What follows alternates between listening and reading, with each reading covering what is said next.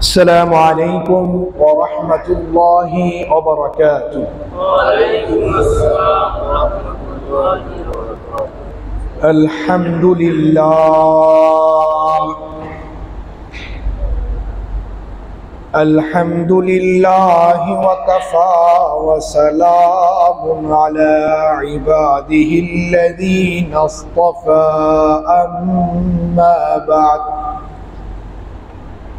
فأعوذ بالله من الشيطان الرجيم بسم الله الرحمن الرحيم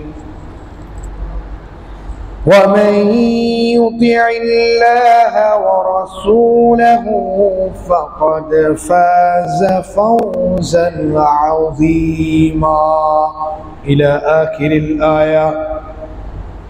آمنت بالله صدق الله مولانا العظيم وصدق رسوله النبي الكريم ونحن على ذلك من الشاهدين والشاكرين والحمد لله رب العالمين.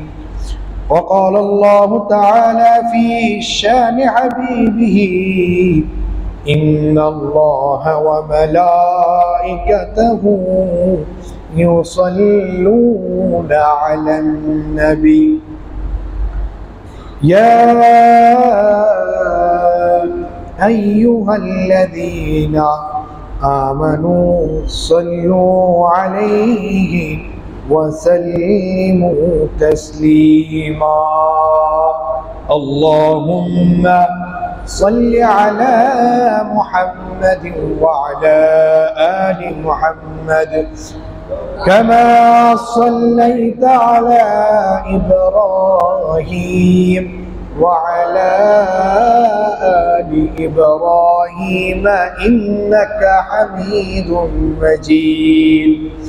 اللهم بارك على محمد وعلى آل محمد كما باركت على إبراهيم وعلى آل إبراهيم إنك حميد مجيد. سبحانك لا علم لنا إلا ما علمتنا إنك أنت العليم الحكيم. سبحانك لا علم لنا إلا ما علمتنا إنك أنت العليم الحكيم. سبحانك لا علم لنا إلا ما علمتنا إنك أنت العليم الحكيم.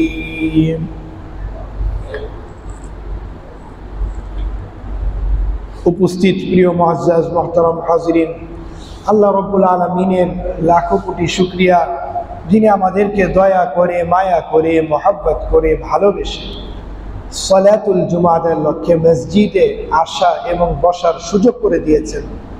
এই জন্য আমরা সকলেই সেই মহান মালিকের দরবারে, সেই মহান রবের দরবারে একবার উঁচু আওয়াজে, বলিষ্ঠ কণ্ঠে, জবান খুলে, অন্তরের অন্তঃস্থল থেকে কালিমাতুশ শুকর পাঠ করে বলি আলহামদুলিল্লাহ। আমার প্রিয় মুআজ্জাজ মুহতারাম হাজিরিন, আমি ইতিমধ্যে পবিত্র কোরআনে কারীমের একখানা আয়াত তেলাওয়াত করেছিলাম, যেটি 114টা সূরার মধ্যে হইতে 33 নম্বর সূরা, সূরা আহজাব। সূরা আহজাবের 71 নম্বর আয়াত আপনাদের খেদমতে তেলাওয়াত করেছিলাম। রব্বে করিম যদি তৌফিক দান করেন, কোরআনে কারীমের এই আয়াতকে পাথেয় করে, সামগ্রী করে, আসবাব করে, পুঁজি করে কিছু আলোচনা করার চেষ্টা করব। যা কিছুই আমি বলবো রব্বে করিম যেন সর্বপ্রথম আমাকে এবং আপনাদের উভয়কে কথাগুলো শুধু শ্রবণ নয়, শ্রবণের পাশাপাশি অবশ্যই যেন আমল করার সুযোগ করে দেয়। এই জন্য আমরা সকলেই একবার সেই মহান মালিকের দরবারে একবার উচ্চ আওয়াজে বলিষ্ঠ কণ্ঠে জবান খুলে বলি আমিন। আমার প্রিয় মুআজ্জাজ মুহতারাম হাজিরিন, দীর্ঘ কয়েক জুমা যাবত আখিরাত নিয়ে আলহামদুলিল্লাহ আলোচনা হচ্ছে। ইনশাআল্লাহুল আজিজ হবে, যেটি আমার আপনার জন্য রুহের খোরাক হবে, খাবার হবে, খাদ্য হবে। পাশাপাশি রবিউল আউয়াল মাস যখন শুরু হয়ে যাবে ইনশাআল্লাহ, তখন সিরাত নিয়ে কিছু মোটামুটি আলোচনা করা হবে ইনশাআল্লাহ। তো কয়েক জুমা যাবত যে মোটামুটি আমরা সকলেই অবগত এই ব্যাপারে, আশা করি যে সফলতা এবং বিফলতার যে চাবিকাঠি, যেটি আখিরাতেরই শাখা প্রশাখা, সেটি নিয়ে আলোচনা হচ্ছিল। ইনশাআল্লাহুল আজিজ হবে। তো গত জুমায়ও আমি বলেছিলাম সফলতা এবং বিফলতার যে চাবিকাঠি রয়েছে, সফলতা এবং বিফলতার যে মাপকাঠি রয়েছে, মানদণ্ড রয়েছে, সেই সফলতা এবং বিফলতার চাবিকাঠি কি দুনিয়ার আরাম আয়েশ, চাকচিক্য, ভোগ বিলাস সেগুলো নয়। তাহলে কি সফলতা এবং বিফলতার যেই চাবিকাঠি, সেটি হইল কোরআনে কারীমের সূরা আহজাবের এই ৭১ নম্বর আয়াত আমাকে আপনাকে বলে দিচ্ছে সফলতা এবং বিফলতার চাবিকাঠি। আল্লাহ রাব্বুল আলামিন বলেন, কালামে পাকে রয়েছে, কি বলেছেন? ওয়ামান ইউতিইল্লাহা ওয়া রাসূলাহু ফাকাদ ফাযা ফাওজান আযীমা।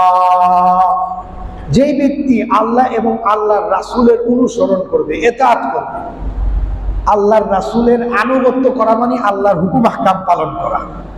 যে ব্যক্তি আল্লাহর রাসূল সাল্লাল্লাহু আলাইহি ওয়াসাল্লামের সুন্নতকে আঁকড়ে ধরবে, আল্লাহর রাসূল সাল্লাল্লাহু আলাইহি ওয়াসাল্লামের তরিকা অনুযায়ী নিজের জীবনকে সজ্জিত করবে, পরিচালিত করবে,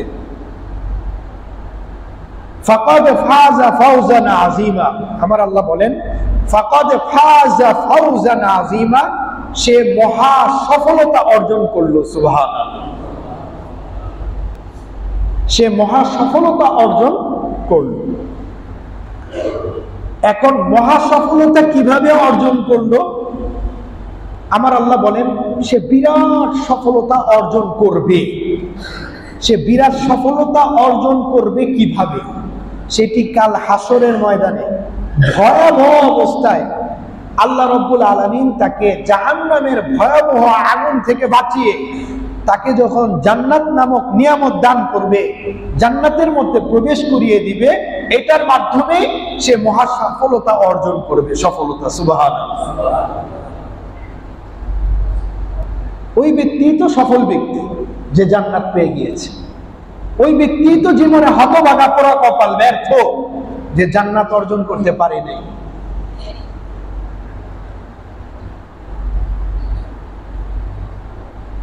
যে জান্নাত অর্জনের মাধ্যমেই সে মহা সফলতা অর্জন করবে। তাহলে জান্নাতটা আমার আপনার এভাবেই দিবে? এভাবে নয়, বরঞ্চ দুনিয়াতে থেকে আমার আপনার আখিরাতের কামিয়াবিটা অর্জন করতে হবে। দুনিয়াতে থাকা অবস্থায় আমার আপনার জান্নাত অর্জন করতে হবে। কিভাবে? আমি যখন আল্লাহর রাসূল সাল্লাল্লাহু আলাইহি ওয়াসাল্লামের সুন্নতের অনুসরণ করব, আল্লাহর রাসূলকে যে যত বেশি মানবে, যে যত বেশি সুন্নতকে আঁকড়ে ধরবে, সে তত বেশি সফল হবে। সুবহানাল্লাহ, সে তত বেশি কামিয়াব হয়ে যাবে, সাকসেস হয়ে যাবে, উইনার হয়ে যাবে।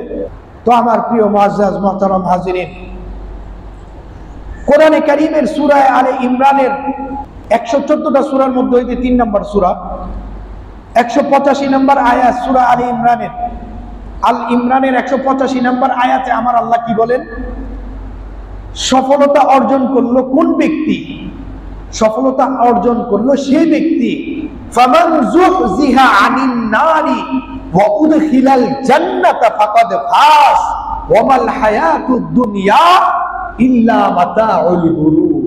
আল্লাহ রাব্বুল আলামিন যাকে কাল হাসরের ময়দানে ভয়াবহ অবস্থায়, যেখানে ভাই তার বোনকে দেখবে, দেখে পলায়ন করবে, বোন তার ভাইকে দেখে পলায়ন করবে, বাবা তার মাকে দেখে পলায়ন করবে, সন্তান তার মাকে দেখে পলায়ন করবে। এমন একটা অবস্থায় লিকুল্লি ইমরিইম মিনহুম ইয়াওমাইদিন শা'নুন ইউগনি, প্রত্যেকেই এমন এক ব্যস্ত থাকবে, এমন একটা জিনিস নিয়ে ব্যস্ত থাকবে, বা এমন একটা জিনিস তাকে ব্যস্ত রাখবে যে তার আপন আত্মীয় স্বজন, আত্মীয় অনাত্মীয় সবাইকে ভুলে যাবে, শুধু নিজের ফিকির করবে, ইয়া নাফসি ইয়া নাফসি। এমন ভয়াবহ অবস্থার মধ্যে আমার আল্লাহ যাকে আগুন থেকে দূরে সরিয়ে রাখবে এবং জান্নাত নামক দৌলত যখন তাকে দান করে ফেলবে, আমার আল্লাহ বলেন ফামান যুহজিহা আনিন নারি ওয়া উদখিলাল জান্নাহ, জান্নাতের মধ্যে প্রবেশ করিয়ে দিবে। আমার আল্লাহ বলেন ফাকাদ ফাস, সে সফল। সুবহানাল্লাহ, সে কামিয়াব, সে বিশাল সফলতা অর্জন করলো। ফাকাদ ফাস। আমার আল্লাহ আবার সাথে সাথে বলে দিচ্ছেন, ও আমার বান্দারা, যেই দুনিয়াতে থাকছো এই দুনিয়ার ব্যাপারেও কিছু জেনে রাখো। ওয়ামাল হায়াতুদ দুনিয়া ইল্লা মাতাউল গুরুর, এই দুনিয়াটা ধোঁকার আসবাব ব্যতীত আর কোনো কিছুই না। ইল্লা মাতাউল গুরুর, ধোঁকার আসবাব ব্যতীত আর কিছুই না। দুনিয়া আপনাকে ধরা দিবে না। আপনি যত চেষ্টা করেন দুনিয়াকে ধরার জন্য, আপনাকে দুনিয়া ধরা দিবে না। দুনিয়াটা আপনার সাথে এমন গাদ্দারি করবে, এমন ধোঁকা দিবে, আপনার 63 বছরের বয়সে, 80 বছরের বয়সে, 25 বছর বয়সে আপনাকে যেই নামে ডাকা হতো সেই নামের সেই নেম প্লেটটাও উল্টিয়ে দিবে, মাইয়াত বলবে,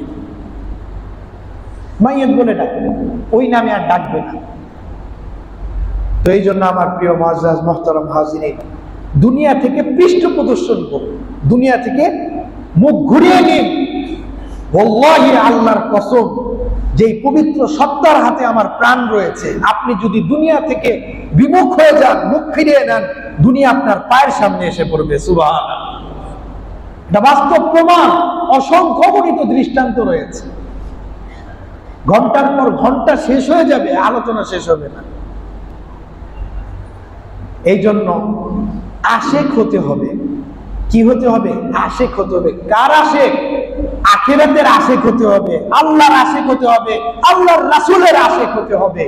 দুনিয়ার যদি আশেক হয়ে যায় তাহলে দেখা গেল তার ঈমান আমল সব শেষ, দুনিয়াতেও সে বিফল, আখিরাতেও বিফল। আর যদি সে আখিরাতের আশেক হয়, সাহাবায়ে কেরামদের পবিত্র জামাত রিদওয়ানুল্লাহি তাআলা আলাইহিম আজমাইন, তিনারা আখিরাতের আশেক ছিলেন, আল্লাহ রাব্বুল আলামিনের আশেক ছিলেন, আল্লাহর রাসূলের আশেক ছিলেন।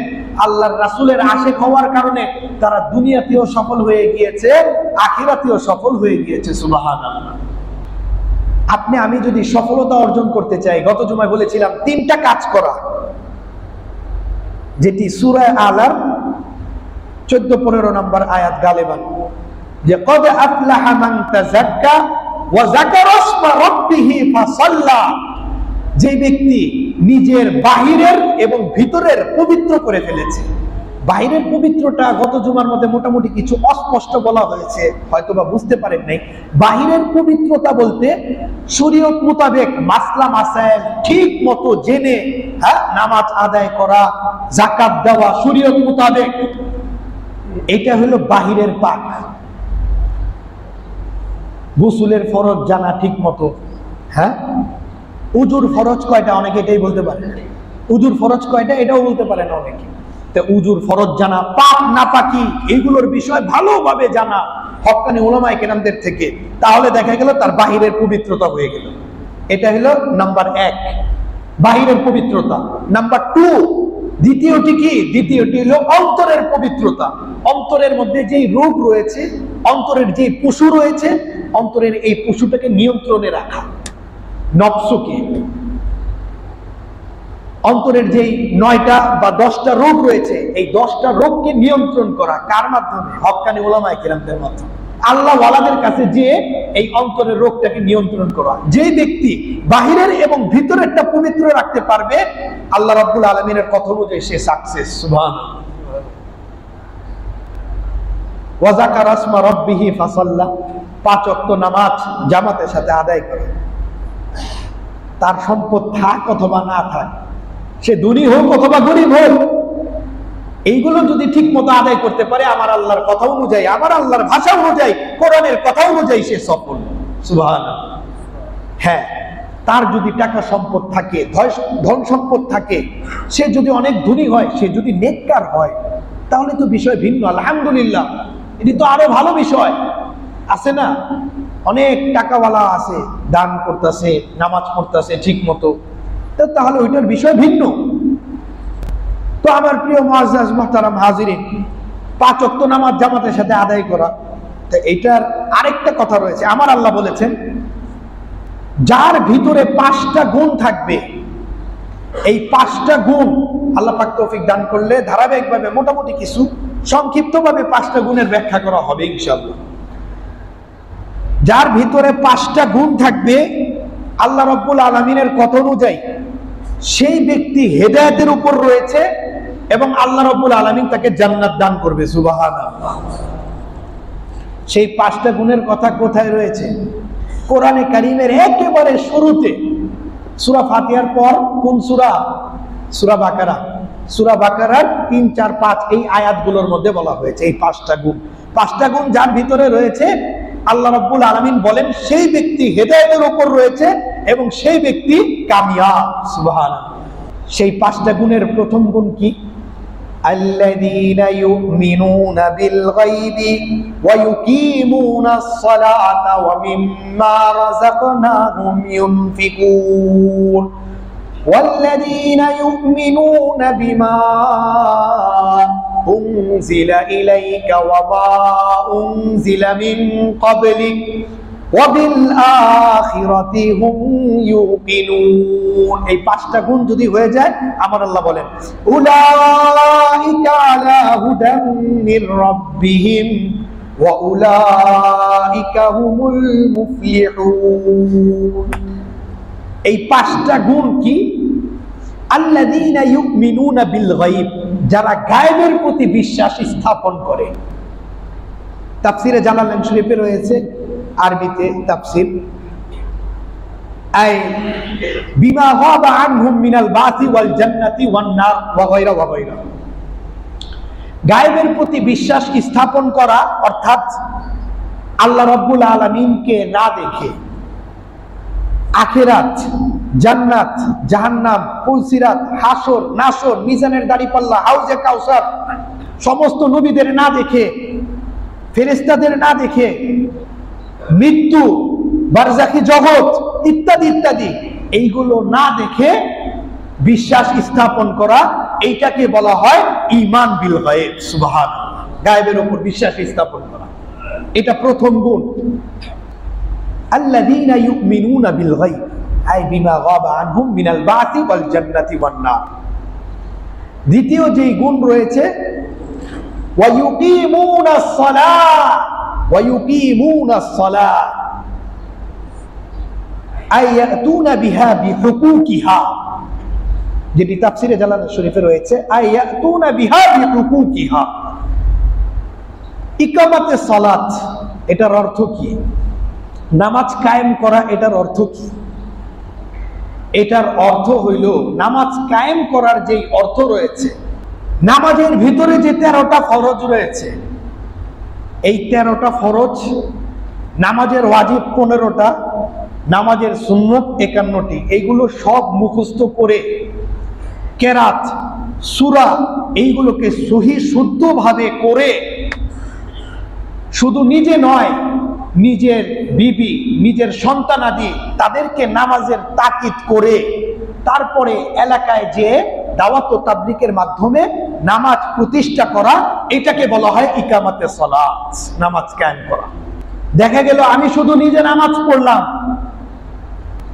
আমার ফ্যামিলি, আমার পরিবার পরিজন, বিবি, সন্তানাদি, এদেরকে নামাজের তাকিদ করলাম না, কিংবা নামাজের যেই মাসলা মাসাইল রয়েছে, নামাজের মাসলা মাসাইল সম্পর্কে আমি কিছুই জানলাম না, সূরা, কেরাত, এগুলো ঠিক না, নামাজের কিভাবে রুকু দিতে হয়, কিভাবে সেজদা দিতে হয়, তাদিলে আরকান, 2 সেজদার মাঝখানে কি পরিমাণ বসা, এগুলো আমরা কিছুই বুঝলাম না। দেখা গেল আমি নামাজ পড়লাম, কিন্তু এটা নামাজ কায়েম হলো না। নামাজ পড়া এক জিনিস, আর নামাজ কায়েম করা আরেক জিনিস। নামাজ পড়া আর নামাজ কায়েম করা কখনো এক হতে পারে না। এই জন্য আমার প্রিয় মুআজ্জাজ মুহতারাম হাজিরিন, আমি যদি নামাজ কায়েম করতে চাই, 5 ওয়াক্ত নামাজ জামাতের সাথে আদায় করা, আয়াতুনা বিহা বিহুকুকিহা, নামাজের মাসলা মাসাইল সম্পর্কে জানা ইত্যাদি, এগুলোর মাধ্যমে কিভাবে রুকু করতে হয়, কিভাবে সিজদা দিতে হয়, এগুলি আমরা কিভাবে শিখব? হক্কানি ওলামায়ে কেরামদের থেকে নামাজের ট্রেনিং নিতে হবে। আল্লাহর রাসূল সাল্লাল্লাহু আলাইহি ওয়াসাল্লামকে, হাদিসে জিবরাইল আছে, আল্লাহর রাসূল সাল্লাল্লাহু আলাইহি ওয়াসাল্লামের ইমামতি করেছে কে? হযরত জিবরাইল আলাইহিস সালাতু ওয়াস সালাম। শিখিয়ে দিয়েছে কিভাবে নামাজ আদায় করতে হবে। নামাজের ট্রেনিং নিতে হবে হক্কানি ওলামায়ে কেরামদের থেকে। রাসূলের সুন্নত তরিকায়, রাসূলের নিয়ম অনুযায়ী সাল্লাল্লাহু আলাইহি ওয়াসাল্লাম প্রিয় নবীজির সুন্নত তরিকায় নামাজ কায়েম করতে হবে, তাহলেই এটা নামাজ কায়েম করা হবে। নিজের বিবি বাচ্চাদের তাকিদ করা, নিজে 5 ওয়াক্ত নামাজ জামাতের সাথে আদায় করা, মাসলা মাসাইল সম্পর্কে জানা, সহি শুদ্ধভাবে তেলাওয়াত করা, এইটাকে বলা হয় নামাজ কায়েম করা। নামাজ পড়া আর নামাজ কায়েম করা এক জিনিস নয়। এই দ্বিতীয় গুণ যার মাঝে থাকবে, ওয়ায়ুকিমুনাস সালাহ, যারা নামাজ কায়েম করবে, এই দ্বিতীয় গুণ যার মাঝে থাকবে, চাই তার টাকা পয়সা থাক অথবা না থাক, চাই তার ব্যাংক ব্যালেন্স থাক অথবা না থাক, চাই তার জমি জমা থাক অথবা না থাক, চাই তার বাড়ি গাড়ি থাক অথবা না থাক, আল্লাহ রাব্বুল আলামিনের ঘোষণা অনুযায়ী, প্রিয় নবীজি সাল্লাল্লাহু আলাইহি ওয়াসাল্লামের ঘোষণা অনুযায়ী সেই ব্যক্তি হেদায়েতের উপর রয়েছে এবং সেই ব্যক্তি সফল। সুবহানাল্লাহ। উলাইকা আলা হুদাম মির রাব্বিহিম ওয়া উলাইকা হুমুল মুফলিহুন। মাওসুফুনা বিমা যুকিরা আলা হুদাম মির রাব্বিহিম ওয়া উলাইকা হুমুল মুফলিহুন, আই আল ফাইজুনা বিল জান্নাতি, আই আন নাজুনা মিনান নার, যেটি তাফসীরে জালালাইন শরীফে আরবি ব্যাখ্যা রয়েছে। তারা সফল কিভাবে হয়েছে, বিরাট সফলতা কিভাবে অর্জন করেছে? আই আল ফাইজুনা বিল জান্নাত, জান্নাত অর্জনের মাধ্যমে। সুবহানাল্লাহ। আই আন নাজুনা মিনান নার, জাহান্নামের ভয়াবহ আযাব থেকে আল্লাহ রাব্বুল আলামিন যে তাকে মুক্তি দান করেছে, এই জাহান্নামের আযাব থেকে বেঁচে যাওয়ার কারণে সেই বিরাট সফলতা অর্জন করলো। তো আমার প্রিয় মুআজ্জাজ মুহতারাম হাজিরিন, এটি হলো দ্বিতীয় গুণ। ওয়া মিম্মা রাযাকনাহুম ইউনফিকুন, তৃতীয় গুণ। 5টা গুণের দ্বিতীয় গুণ শেষ। তৃতীয় যে গুণ রয়েছে, ওয়া মিম্মা রাযাকনাহুম ইউনফিকুন, আই আতাইনাহুম মিম্মা রাযাকনাহুম ইউনফিকুন, আই ফি তাআতিল্লাহ। যেই ব্যক্তি খরচ করে আল্লাহর রাস্তায়, আমি আল্লাহ যে রিজিক তোমাকে দিয়েছি, সেই রিজিক থেকে আল্লাহকে খুশি করার জন্য যে খরচ করে, এটা নিয়ে আরো আলোচনা রয়েছে। আল্লাহ পাক তৌফিক দান করলে 3য় নাম্বার গুণ, 4র্থ নাম্বার গুণ, 5ম নাম্বার গুণ, এইগুলো সামনের জুমায় মোটামুটি আলোচনা করা হবে ইনশাআল্লাহ। এখন শুধু একটি ঘটনা বলে আমি আমার আলোচনার ইতি টানবো ইনশাআল্লাহ। সাহাবায়ে কেরামদের অনুসরণ করতে হবে, যেটি সূরা বাকারার শুরুতেই রয়েছে। এই পৃষ্ঠায় উলাইকা আলা হুদাম মির রাব্বিহিম, এই পৃষ্ঠায় রয়েছে আমিনু কামা আমানান নাস, আমিনু কামা আমানান নাস, তোমরা ঈমান আনো। কেমন ঈমান? কামা আমানান নাস, যেমনি ভাবে মানুষরা ঈমান এনেছে। তাফসীরে জালালাইন সহ আরো বিভিন্ন তাফসীরের কিতাবের মধ্যে রয়েছে যেমনি ভাবে মানুষ ঈমান এনেছে। তো মানুষ দ্বারা কারা? নবীর সাহাবায়ে কেরাম, আই আসহাবুন নবী, নবীর সাহাবায়ে কেরামদের পবিত্র জামাত রিদওয়ানুল্লাহি তাআলা আলাইহিম আজমাইন। তিনাদের মতো ঈমান আনতে হবে। তিনাদের ঈমানটা শক্তিশালী ছিল। দুনিয়ার কোনো লোভ, দুনিয়ার কোনো লালসা তাদেরকে ঈমান থেকে বিচ্যুত করতে পারে নাই। সুবহানাল্লাহ। এই জন্য ঈমানটাকে শক্তিশালী করতে হবে, টাটকা করতে হবে। ঈমানটা টাটকা কিভাবে হবে? আমার আমলের মধ্যে যখন ইখলাস থাকবে, আমলের মধ্যে ইখলাস থাকলে ঈমানটা এভাবেই শক্তিশালী হয়েছে। আর যদি ঈমান আনলাম, বসে রইলাম, আমল নেই, তাহলে দেখা গেল এই ঈমানটা একেবারে দুর্বল থাকবে। দেখা যাবে শয়তান এই ঈমানকে কি করতে পারবে? ফেলে দিবে মৃত্যুর সময়। তো আমার প্রিয় মুআজ্জাজ মুহতারাম হাজিরিন, সাহাবায়ে কেরামদের পবিত্র জামাত, তিনারা আখিরাতকে কদর করেছিল, আখিরাতকে দাম দিয়েছিল, দুনিয়াটাকে তুচ্ছ মনে করেছিল, দুনিয়াটাকে পিছনে রেখেছিল, আখিরাতটাকে সামনে রেখেছিল। এই জন্য তিনারা আখিরাতকে সামনে রাখার কারণে ভালো ভালো কাজ করেছে, নেক আমলগুলো করতে পেরেছে, ইখলাসের সাথে আমলগুলো করেছে। এই ইখলাসের সাথে আমল করার মাধ্যমে তারা দুনিয়াতেও সফল হয়ে গিয়েছে, আখিরাতেও সফল হয়ে গিয়েছে। শুধু তাই না, আখিরাতে আমার আল্লাহ ইজ্জতের সাথে তাদেরকে জান্নাত দান করবে। সুবহানাল্লাহ। বড়ই ইজ্জতের সাথে জান্নাতে প্রবেশ করবে সাহাবায়ে কেরামদের পবিত্র জামাত। দুনিয়ার কোনো লোভ লালসা ছিল না, বিন্দু মাত্র কোনো ভালোবাসা ছিল না। আখিরাতের ভালোবাসায় তারা ভরপুর ছিল, আখিরাতের আশিক ছিল। হাজারো ঘটনা রয়েছে। একটি ঘটনা মনে পড়ে গিয়েছে, যেটি হযরত সাঈদ বিন আমির রাদিয়াল্লাহু তাআলা আনহু, হযরত ওমর রাদিয়াল্লাহু তাআলা আনহুর শাসনকালে, খেলাফতের সময় অনেক নামকরা সাহাবী হযরত সাঈদ বিন আমির রাদিয়াল্লাহু তাআলা আনহুকে হিমসের গভর্নর বানিয়েছিলেন কে? হযরত ওমর রাদিয়াল্লাহু তাআলা আনহু। হিমসের গভর্নর হওয়া এটা সাধারণ কোনো কথা নয়, বিরাট কথা। হযরত সাঈদ বিন আমির রাদিয়াল্লাহু তাআলা আনহুর ঘটনা শুনে হযরত ওমরে ফারুক রাদিয়াল্লাহু তাআলা আনহুর মতো বিশাল ব্যক্তিত্ব কেঁদে দিয়েছে। সুবহানাল্লাহ। ঘটনাটা কি? একবার হিমস নামক যে শহর রয়েছে, হিমসের প্রতিনিধি দল হযরত সাঈদ বিন আমির রাদিয়াল্লাহু তাআলা আনহু তো সেখানে গভর্নর ছিল হিমসের। তো ওই হিমসের থেকেই প্রতিনিধি দল হযরত ওমর রাদিয়াল্লাহু তাআলা আনহুর কাছে এসেছে।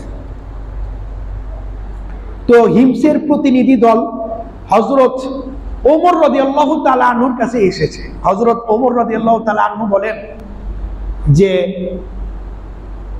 তোমাদের গরিবদের একটি লিস্ট দাও, তালিকা দাও, আমি কিছু টাকা পয়সা দিব, তোমরা যখন হিমসে চলে যাবে, ওই প্রতিনিধি দলকে বলতেছে, হিমসের প্রতিনিধি দলকে বলে তোমাদেরকে কিছু টাকা পয়সা দিব, একটা লিস্ট দাও যে ওইখানকার গরিব কারা কারা রয়েছে, এই টাকাগুলো দিব, এই টাকাগুলো তোমরা পৌঁছিয়ে দিবে প্রতিনিধি দলকে, হিমসের। তো হিমসের প্রতিনিধি দল একটা লিস্ট করেছে গরিবদের, কারা কারা গরিব। তো গরিবদের লিস্টের মধ্যে সর্বপ্রথম যার নামটা দিয়েছে, কার নাম? সর্বপ্রথম যে নামটা ছিল হযরত সাঈদ বিন আমির রাদিয়াল্লাহু তাআলা আনহু। সুবহানাল্লাহ। হযরত ওমর রাদিয়াল্লাহু তাআলা আনহু এটি দেখে বলতে লাগলেন, হযরত সাঈদ বিন আমির রাদিয়াল্লাহু তাআলা আনহু, এটা কোন সাঈদ বিন আমির? তখন হিমসের প্রতিনিধি দল বলতে লাগলো যে, হযরত আপনি জানেন না এটা কে? এটা আমাদের হিমসের গভর্নর সাঈদ বিন আমির রাদিয়াল্লাহু তাআলা, যাকে আপনি গভর্নর বানিয়ে পাঠিয়েছেন। তো এটা হযরত সাঈদ বিন আমির রাদিয়াল্লাহু তাআলা, তিনি কি গরিব? তিনি তো সেখানকার বাদশা, গভর্নর। তো গরিবদের মধ্যে তিনার লিস্ট সবার আগে দিয়েছো। তখন বলে, আপনি হযরত গরিব বলেন, আরে 4-5 দিন ধরে তার ঘরে চুলা জ্বলে না। আল্লাহু আকবার। চিন্তা করে দেখেন, বাদশা হিমসের, সাধারণ কোনো কথা নয়। হিমসের গভর্নর হওয়া অনেক বড় বিষয়। কেমন ভাবে জীবন যাপন করেছে, এই জন্যই বলা হয় আমিনু কামা আমানান নাস, তোমরা ঈমান আনো সাহাবায়ে কেরামদের ঈমানের মতো। সাহাবায়ে কেরামদের ঘটনা শুনলে ঈমান আরো তাজা হয়। ঘটনাগুলো শুধু শ্রবণ না, শ্রবণের পাশাপাশি আমল করতে হবে, তাহলেই কামিয়াব হয়ে যাবে। তো ওমর রাদিয়াল্লাহু তাআলা আনহু চোখের পানি আর রাখতে পারলেন না, গড় গড় করে পানি পড়তে লাগলো, আর দাড়ি মোবারক ভিজে গেল। তখন বলে যে, ঠিক আছে, একটা ব্যাগের মধ্যে 1000 দিনার, স্বর্ণ মুদ্রা, দিনার বলা হয় স্বর্ণ মুদ্রা, আর দিরহাম হলো রৌপ্য মুদ্রা। তো 1000 দিনারের একটি থলে ব্যাগ প্রতিনিধি দলকে দিল, হিমসের প্রতিনিধি দলকে, যে তোমরা এই 1000 দিনার, কম কথা নয়, অনেক টাকা, 1000 দিনার, এটা স্বর্ণ মুদ্রা, এগুলো হযরত সাঈদ বিন আমির রাদিয়াল্লাহু তাআলা আনহুকে দিবে, আর আমার সালাম জানাবে, এবং এই টাকাগুলো যেন নিজের সংসারে খরচ করে। সুবহানাল্লাহ। আর একটু পরে বলবো, আরো কথা রয়েছে। তো সেই হিমসের প্রতিনিধি দল হযরত সাঈদ বিন আমের রাদিয়াল্লাহু তাআলা আনহুকে সেই টাকার ব্যাগ 1000 দিনার স্বর্ণমুদ্রা, 1000 দিনারের যে ব্যাগটা, টাকার ব্যাগটা প্রতিনিধি দল কাকে দিয়েছে? হযরত সাঈদ বিন আমের রাদিয়াল্লাহু তাআলা আনহুকে সালাম জানিয়েছে সর্বপ্রথম হযরত ওমর রাদিয়াল্লাহু তাআলা আনহু। এই জন্য সালাম, সবার আগে সালাম, আসসালামু ক্বাবলাল কালাম, দেখা হওয়ার আগেই সালাম দেওয়া। তো সালামটা পৌঁছে দিয়েছে, ওয়ালাইকুম আসসালাম, সালামটারে পৌঁছা দেওয়ার পর এই থলিটা দিয়েছি। আজকে আমাদের দিলে কেমন হইতো? আমরা তো বাগ হয়ে যেতাম খুশিতে, সাথে সাথে এটাকে গ্রহণ করে নিতাম, ব্যবহার করা শুরু করে দিতাম। কিন্তু হযরত সাঈদ বিন আমের রাদিয়াল্লাহু তাআলা আনহুকে যে থলিটা দিল, দেওয়ার পরে বলল যে খলিফা আপনাকে এটা হাদিয়া দিয়েছে এবং সংসারের জন্য খরচ করার জন্য এটা বলেছে, এই টাকাটা যেন সংসারের জন্য খরচ করে। এই থলিটা রেখে হযরত সাঈদ বিন আমের রাদিয়াল্লাহু তাআলা আনহুর চেহারা পাল্টে গেল। আল্লাহু আকবার, চেহারা পাল্টে গেল। এমন অবস্থা হলো যে দেখে মনে হয় অনেক বিপদ তিনার মাথার উপর এসে পড়েছে। বিপদের ভার নিতে পারছে না, বিপদের বোঝা। ওই টাকার থলিটা রেখে সেই প্রতিনিধি দল চলে গেল।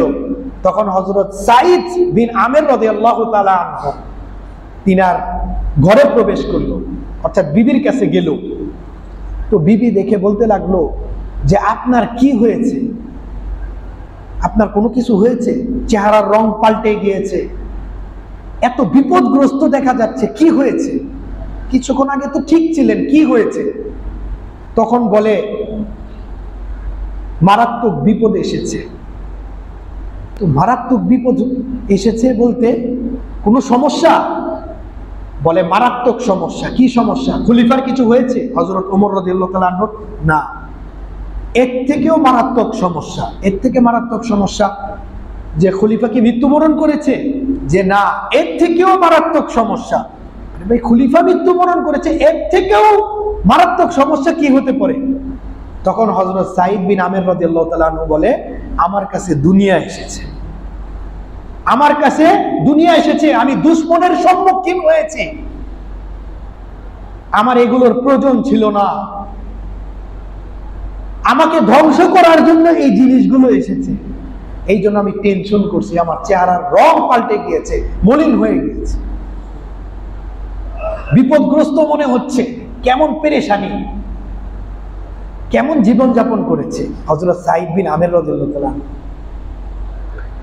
পেরেশান বিবি। তো বিবি কত সুন্দর পরামর্শ দিয়েছে। বিবি যদি নেককার হয়, বিবি যদি পরেজগার হয়, তাহলে তো তার দুনিয়াটাই জান্নাত। হযরত ইলিয়াস সাহেব দয়াপুরি সাহেব রহমতুল্লাহ আলাইহি তিনিও তাফসিরের মধ্যে এই কথাটা বলেছেন, জান্নাত জাহান্নাম তো ঘরের মধ্যেই রয়েছে, বিবি যদি ভালো হয় তাহলে তো সে জান্নাত, আর যদি বিবি আল্লাহ না করুক খারাপ হয় তো জাহান্নাম তো তার ঘরের মধ্যেই রয়েছে। কথা তো বাস্তব। এই জন্য শুধু রূপসী দেখলে হবে না, আল্লাহ পাক তৌফিক দান করলে এই নেকা নিয়েও মোটামুটি আলাদা আলোচনা করা হবে, এখন বললে সময় শেষ হয়ে যাবে। 4টা গুণ রয়েছে, এই 4টা গুণ দেখে মেয়েদেরকে বিবাহ করবে। এই 4 গুণের মধ্যে সবচেয়ে যে বড় গুণ সেটা দিনদারিত্ব। দিনদারিত্ব দেখে যদি বিবাহ করতে পারো, তোমার স্ত্রী যদি দিনদার হয়, তাহলে তুমি দুনিয়াতে নিশ্চিত সাকসেস, আখিরাতেও সাকসেস। 4 গুণের 3টা গুণ রইল, টাকা পয়সা, রূপ ইত্যাদি, কিন্তু দিনদারিত্ব যদি না হয়ে থাকে তাহলে তুমি দুনিয়াতেও গিয়েছো, আখিরাতেও শেষ, কপাল পুরা। তো যাই হোক, তো ভালো স্ত্রীর ভালো পরামর্শ, ভালো বিবির ভালো পরামর্শ। স্ত্রী বলে আপনি এত টেনশন করেন কেন, হতাশ হয়েছেন কেন? আপনি এক কাজ করেন, আপনার যত টাকা, এগুলো যে টাকাগুলো রয়েছে এগুলো গরিবদের মাঝে বন্টন করে দেন। তখন বলতে লাগলো খুব ভালো পরামর্শ, খুশি হয়ে গেল। আর আমরা টাকা পেলে খুশি হই, আর ওনারা টাকা দিয়ে খুশি হয়। সুবহানাল্লাহ। এই বোঝাটা কিভাবে কমে? আমরা বিপরীত চলি। এই জন্য সাহাবা কেরামদের অনুসরণ করে করে চলতে হবে, তাহলে আমরা কামিয়াব হবো, না হলে জীবনে কামিয়াব হতে পারবো না। তিনি খুশি হয়ে গিয়েছে। কি খুশি? টাকা নিবে, কোটি কোটি টাকা না, এই টাকাগুলো কিভাবে মানুষের মাঝে বন্টন করবে, এই পরামর্শ পেয়ে খুশি হয়ে গিয়েছে। সুবহানাল্লাহ। সাথে সাথে সমস্ত টাকাগুলো গরিবদের মাঝে বন্টন করে দিল। সুবহানাল্লাহ। সমস্ত টাকা, একটা টাকা নিজের ঘরের জন্য রাখলো। আবার আগের মতো জীবন যাপন করা শুরু করলো। 2 দিন চুলা জ্বলে, 3 দিন চুলা জ্বলে না, সেই রকম জীবন যাপন করা শুরু করলো। তো আমার প্রিয় মুআজ্জাজ মুহতারাম হাজিরিন, আখিরাতের আশিক ছিল সাহাবায়ে কেরামদের পবিত্র জামাত। আখিরাতের ভালোবাসায় ভরপুর ছিল, দুনিয়ার সামান্যতম লোভ ছিল না, দুনিয়ার প্রতি সামান্য ঝুঁকে নাই, মায়া মহব্বত ছিল না, আখিরাতের ভালোবাসায় ভরপুর। যেই কারণে তারা দুনিয়াতে সাকসেস হয়েছে, সফল হয়েছে। আর আখিরাতের সফলতা, আখিরাতের কামিয়াবি সাহাবায়ে কেরামদের পবিত্র জামাত দুনিয়াতে থেকেই উপার্জন করে গিয়েছে। সুবহানাল্লাহ। আল্লাহ রাব্বুল আলামিন তাদের প্রতি সন্তুষ্ট এই ঘোষণা নিয়েই দুনিয়া থেকে বিদায় নিয়েছে। সুবহানাল্লাহ। এই জন্য আমার আল্লাহ বলেন, আমার সাহাবায়ে কেরামদেরকে নাম নেওয়ার সময় শুধু সাহাবী বলবেন না, রাদিয়াল্লাহু তাআলা আনহু বলবে। মানে কি, আল্লাহ রাব্বুল আলামিনও তাদের প্রতি সন্তুষ্ট, তারাও আমার মালিকের প্রতি সন্তুষ্ট। সুবহানাল্লাহ। প্রত্যেকটা সাহাবায়ে কেরামদের পবিত্র জান্নাত দুনিয়াতে থাকা অবস্থায় আল্লাহ রাব্বুল আলামিন জান্নাতে সার্টিফিকেট দিয়ে দিয়েছে 10 জন সাহাবায়ে কেরামদের। আর দুনিয়া থেকে যখন বিদায় নিয়েছে প্রত্যেকটা সাহাবায়ে কেরামদেরকে আল্লাহ রাব্বুল আলামিন মাফ করে দিয়েছে। সুবহানাল্লাহ। এই জন্য তাদের নাম দেওয়ার সময় রাদিয়াল্লাহু তাআলা আনহু বলা হয়। আল্লাহ তাআলা তাদের প্রতি সন্তুষ্ট এই ঘোষণা দিয়ে দুনিয়া থেকে বিদায় নিয়েছে। তো আমার প্রিয় মুআজ্জাজ মুহতারাম হাজিরিন, সাহাবায়ে কেরামদের মতো পবিত্র জামাতের মতো পরিপূর্ণ অনুসরণ করা সেই যোগ্যতা আমাদের নাই, কিয়ামত পর্যন্ত হবেও না। কিছুটা তো অনুসরণ করতে পারি, কিছুটা তো সাদৃশ্য হতে পারি, ফিকির তো করতে হবে। সেই সাদৃশ্য অবলম্বন করতে হইলে, সেই কিছু আংশিক অনুসরণ করতে হইলে তো আমার আপনার মেহনত করতে হবে। আমি যদি বসে থাকি তাহলে তো কিছুই আসবে না, আল্লাহর রহমত তো আসবে না। আল্লাহর রহমত যদি আমি অন্বেষণ করতে চাই, আমি যদি চাই আল্লাহর রহমত আমাকে বেষ্টন করবে, তাহলে কি করতে হবে? আমার আপনার মুজাহাদা করতে হবে, আমার আপনার ফাইট করতে হবে শয়তানের বিরুদ্ধে, নফসের বিরুদ্ধে। তাহলে দেখা যাবে আল্লাহ রাব্বুল আলামিন আপনাকে ফালাবে না, বরঞ্চ রহমতের কোলে আপনাকে নিয়ে নিবে। সুবহানাল্লাহ। হেদায়েতের সমস্ত দরজাগুলি আল্লাহ রাব্বুল আলামিন খুলে দিবে। আপনি দুনিয়াতেও সাকসেস হয়ে যাবেন, আখিরাতেও সাকসেস হয়ে যাবেন। এই জন্য আখিরাতের সফলতা আমার আপনার উপার্জন করতে হইলে, আমি যদি চাই চিরশান্তির জান্নাতে যাব, তাহলে এই জগতে, এই সময়টা, এই মুহূর্তের মধ্যে আমার আপনার মেহনত করতে হবে। মৃত্যুর সময় না, কবরের সময় না, সেগুলো ইয়াউমুল জাযা, প্রতিদানের দিন, হাসরের ময়দান। এখন হলো ইয়াউমুল ইমতিহান, পরীক্ষার দিন, দারুল ইমতিহান, পরীক্ষার ঘর। এখন এটা, এখন আমি যদি ভালো ভালো কাজ করি সেখানে ভালো ফল পাবো, আর যদি ভালো কাজ না করি তাহলে সেখানে অবস্থা আমার খারাপ হবে।